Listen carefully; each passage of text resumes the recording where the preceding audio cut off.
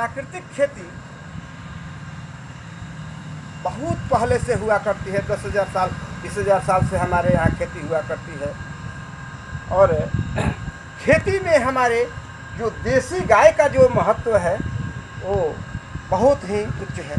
ऐसे तो माना गया है भगवान कृष्ण को एक मौसम वैज्ञानिक और जो सबसे पहले इसका रिसर्च करने वाले हमारे भगवान कृष्ण, जिन्होंने प्रमाणित कर दिया कि गोवर्धन पहाड़ जो था वो पहाड़ नहीं है, गौ का जो है सो गोबर था।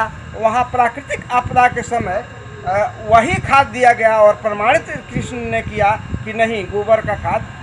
बीच में आए इस राजनीतिक पहल में हमारे देश को जो लूटा गया, वो हरित क्रांति के नाम से यहाँ रासायनिक खाद, कीटनाशी दवा, तृणनाशी दवाओं का प्रयोग हमारे विदेशों से आया, जो हमारे कृषि को पूर्ण रूप से विकृत कर दिया और छिन्न भिन्न कर दिया, जिसका रिजल्ट उत्पादन तो आया, फिर उससे हमारी इतना न नुकसान हुई। सबसे पहले हमारे धरती का जो है सो नष्ट हुआ, धरती की एलुवियल शक्ति जो उर्वरा शक्ति थी इसका दोहन हुआ।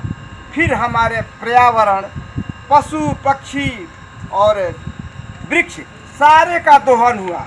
फिर विचार में आया, जब सारे मनुष्य रोगग्रस्त होने लगे, हार्ट अटैक, डायबिटीज, शुगर, बहुत सारे कैंसर जैसी बीमारियां आने लगी, तो वर्ल्ड हेल्थ ऑर्गेनाइजेशन के डॉक्टरों ने पाया कि इस देश में रासायनिक खादों के प्रयोग से ही ये सारी बीमारियां हुई।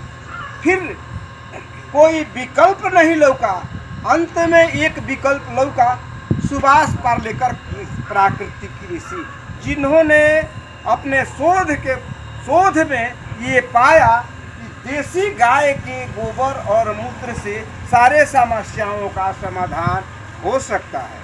फिर उन्होंने बारी बारी से अपना परीक्षण किया और जंगलों में जाकर एक एक पौधे का उन्होंने परीक्षण किया। उन्होंने पाया कि जहाँ जंगल में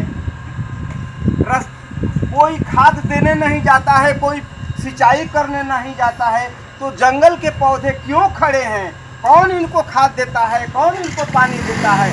तो उन्होंने इसी पर लिखा और इस देसी गाय का महत्व उन्होंने पूर्ण रूप से प्लेटफॉर्म पर लाया कि एक अगर देसी गाय हो तो 10 से 30 एकड़ की खेती किसान उत्पादन बढ़ाकर कर सकता है। इससे पर्यावरण की शुद्धि भी होगी, धरती भी शुद्ध होगी और पशु पक्षी जानवर सभी स्वस्थ होंगे।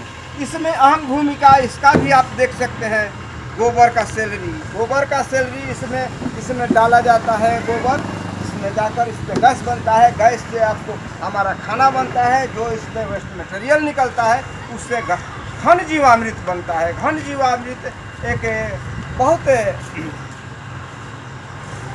गुणकारी खाद इसमें तैयार होता है, जो पौधे पर काफ़ी असरदार होता है।